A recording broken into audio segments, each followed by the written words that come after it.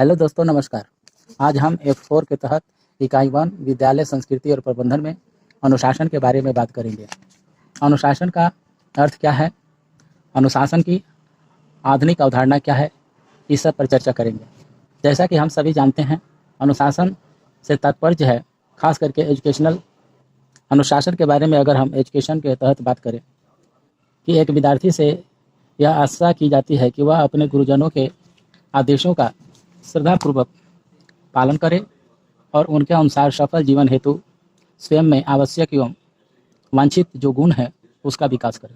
इस प्रकार अनुशासन का अर्थ आचरण में नियमितता उत्पन्न करना है। अनुशासन शब्द के लिए हिंदी में बहुत से शब्दों का प्रायः प्रयोग किया जाता रहा है। उदाहरण के तौर पर अगर हम देखें तो जैसे नियंत्रण, नियमन, संयम, विनय, अनुशासन आदि ऐसे शब्द हैं जो अनुशासन के लिए प्रयोग किए जाते रहे। लेकिन यहाँ पर नियंत्रण शब्द का प्रयोग उसी स्थान पर उपयुक्त होगा जहाँ पर किसी को बलपूर्वक बस में रखे जाने की बात की जाती हो। जहाँ कुछ निर्धारित नियमों के अनुसार व्यक्ति को कार्य करने के लिए कहा जाता है, वहाँ पर नियमन शब्द का प्रयोग करना उचित रहता है। जहाँ स्वयं को अपने बस में रखा जाता है, वहाँ संयम शब्द का उपयोग होते रहा है। जहाँ बालक विनम्रता एवं श्रद्धा के साथ अपने से बड़ों के आदेशों का पालन करता है, वहाँ विनय शब्द का प्रयोग करना उचित होता है।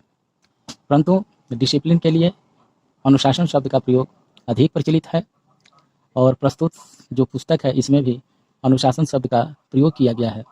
इस तरह से हम देखते हैं कि अनुशासन का जो व्यापक अर्थ है वह है शिष्य के द्वारा अपने गुरुजनों के आदेशों का श्रद्धापूर्वक पालन करते हुए अपने में सफल जीवन जीने हेतु आवश्यक और वांछित गुण का विकास करना माना जाता है।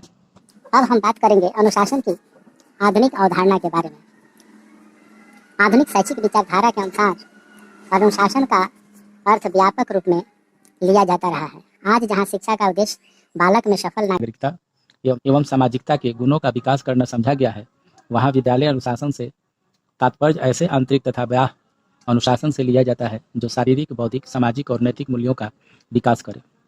विद्यालय अनुशासन की आधुनिक धारणा को अगर हम बात करें तो जिसमें आत्म अनुशासन और सामाजिक अनुशासन पर विशेष बल दिया गया है, इसके बारे में महान शिक्षा शास्त्री जॉन ड्यूवी ने पर्याप्त मात्रा में प्रभावित किया।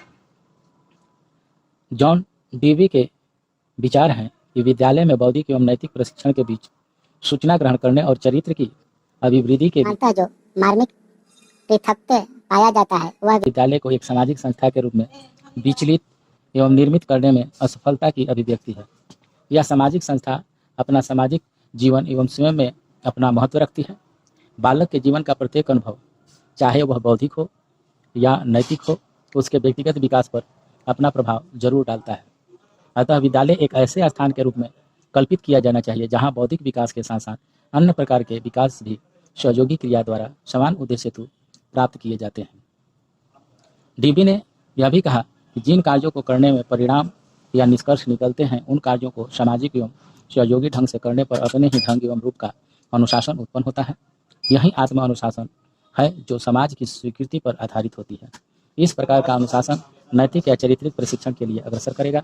अतः डीबी के मतानुसार अनुशासन विद्यालय की सामाजिक स्थितियों में निहित है। अंत में यह कहा जा सकता है कि सर्वाधिक आधुनिक विचारधाराओं के अनुसार अनुशासन का अर्थ है लोकतंत्रीय समाज में बालकों एवं बालिकाओं को जीवन के लिए तैयार करना।